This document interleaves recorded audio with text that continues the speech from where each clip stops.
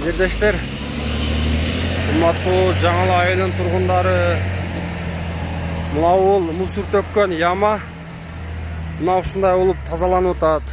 Эми урматтуу жердештер, эми строго мынау ямага мусор төккөндү токтотойлу туугандар.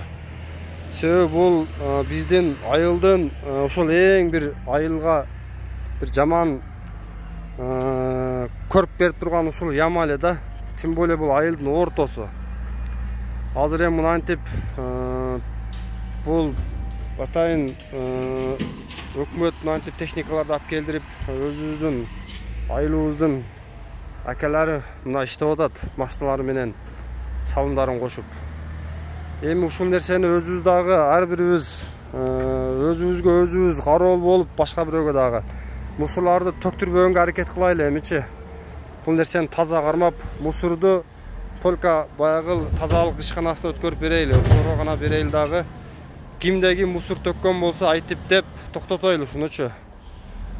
Ошон үчүн мен чакырар элем мусор төккөндү токтотойлу туугандар. Мына мынантип техникалар иштеп атат.